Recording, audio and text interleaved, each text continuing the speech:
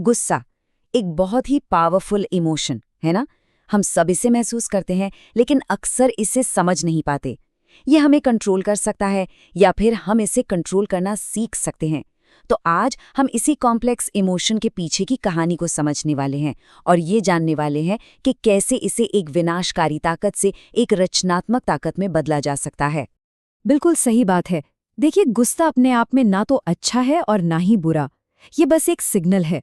ये हमारे शरीर का एक तरीका है हमें ये बताने का कि कुछ ठीक नहीं है। असली सवाल तो ये है कि हम उस सिग्नल पर रिएक्ट कैसे करते हैं।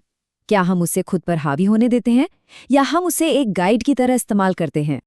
गुस्से को एक दो धारी तलवार की तरह सोचिए। एक तरफ है विनाशकारी गुस्सा, जो रिश्तों को जला देता है, मौके बर्बाद कर देता है और अपने पीछे सिर्फ पछतावा छोड़ जाता है। लेकिन दूसरी तरफ रचनात्मक गुस्सा भी होता है। ये एक अलार्म की तरह है, एक अंदरूनी सिग्नल जो हमें बताता है कि हमारी हदें पार हुई हैं या कहीं कुछ गलत हो रहा है। और यही गुस्सा बदलाव के लिए एक बहुत बड़ा मोटिवेटर भी बन सकता है। तो सवाल ये है कि हम अपने गुस्से को बेहतर तरीके से समझें कैसे। देखिए, पहला कदम है ये पहचानना कि ये हमारे अंदर दिखता कैसे है। हम सबका अपना एक यूनिक एंगर सिग्नेचर होता है। चलिए कुछ सबसे कॉमन स्टाइल्स को देखते हैं और पता लगाते हैं कि हम खुद को इनमें से किसी में पहचान पाते हैं या नहीं। और मजे की बात यह है कि गुस्सा चाहे कितने भी तरीकों से बाहर आए, आमतौर पर वो इन 3 मेन ग्रुप्स में ही आता है, जैसा कि हम यहाँ देख सकते हैं।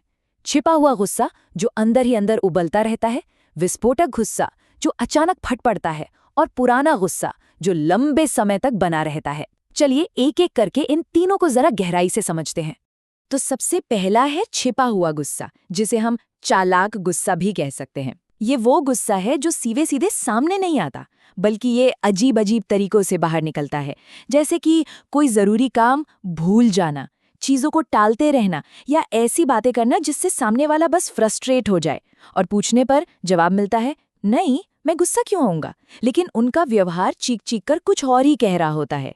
और फिर आता है विस्फोटक गुस्सा। इसे अक्सर एक इमोशनल तूफान कहा जाता है।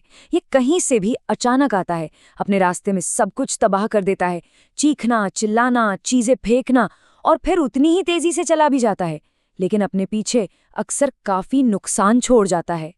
और तीसरा है पुराना गुस्सा, जिसे नैतिक गुस्सा भी कहते हैं। ये वो गुस्सा है जो हमें सही लगता है, जैसे कि हम किसी सही मकसद के लिए लड़ रहे हों। इस गुस्से में एक तरह का नशा होता है, क्योंकि हमें लगता है कि हम सही हैं और बाकी दुनिया गलत। लेकिन यही सोच हमें इतना सख्त बना देती है कि हम किसी और की बात सुनने या समझने को तैयार ही नहीं होते। अच्छा, तो अब देखते हैं कि होता क्या है जब गुस्से को बिना संभाले छोड़ दिया जाता है। ये एक छोटी सी चिंगारी की कहानी है, जो देखते ही देखते जंगल की विनाशकारी आग में बदल जाती है, और ये सब कुछ ही सेकंड्स में हो जाता है। ये एक बहुत ही तेजी से घूमने वाला चक्र है। सब कुछ एक्टिवेशन से शुरू होता है, मतलब खतरे का एक तेज एहसास। इसके बाद आता है मॉड्यूलेशन, जहां इमोशन 0 से 100 पर पहुंच जाते हैं। तैयारी के स्टेज में हम बिना सोचे समझे पहले रिएक्शन पर कूद पड़ते हैं, जो हमें एक्शन की तरफ ले जाता है, यानी चिल्लाना, इल्जाम लगाना। फिर फीडबैक में हम सामने वाले की रिएक्शन को एक और हमला समझ लेते हैं, जिससे गुस्सा और बढ़ जाता है। और आखिर में डीएक्टिवेशन में हम उस गुस्से को दिनों तक छोड़ ही नहीं पाते, उसी घटना को बार बार दिमाग में दोहराते रहते हैं।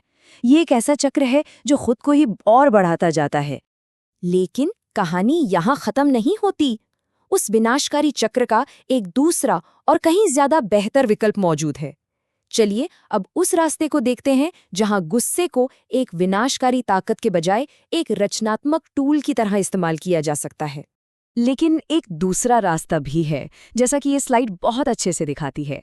यहाँ एक्टिवेशन का मतलब है सेल्फ अवेयरनेस, अपने शरीर के संकेतों को पहचानना। मॉड्यूलेशन का मतलब है एक ब्रेक लेना, रिएक्ट करने से पहले सोचने का एक पल। तैयारी का मतलब है ऑप्शंस के बारे में सोचना और अपनी बात को सही ढंग से रखने का प्लान बनाना। एक्शन का मतलब है शांति और मजबूती से अपनी बात रखना, आक्रामक तरीके से नहीं। फीडबैक में हम सच में सामने वाले को सुनते हैं और चेक करते हैं कि क्या गुस्सा शांत हुआ। और आखिर में आता है डीएक्टिवेशन, जहां हम शांति से उस गुस्से को जाने देते हैं। तो यहाँ सबसे जरूरी बदलाव ये है, गुस्से को एक ऐसी चीज के रूप में देखना बंद करें जो हमारे साथ बस हो जाती है, और उसे एक स्किल, एक हुनर के रूप में देखना शुरू करें, जिसे हम सीख सकते हैं और बेहतर बना सकते हैं। ये सिर्फ एक भावना नहीं है जिसे हम महसूस करते हैं, बल्कि ये कुछ ऐसा है जिसे हम करते हैं। तो जब गुस्से को एक हुनर की तरह इस्तेमाल किया जाता है तो वो कैसा दिखता है? वो कुछ ऐसा दिखता है। उसे जिंदगी का एक नॉर्मल हिस्सा माना जाता है, कोई तबाही नहीं। वो असली समस्याओं का एक सही सिग्नल बनता है। उसमें जो भी एक्शन लिया जाता है वो जल्दबाजी में नहीं बल्कि सोच समझ कर होता है। उसे कंट्रोल में रहकर जाहिर किया जाता है। उसका लक्ष्य सिर्फ भड़ास निकालना नहीं बल्कि प्रॉब्लम को सॉल्व करना होता है। और सबसे ज़रूरी बात, वो टेम्पररी होता है। मसला हिल, गुस्सा खत्म।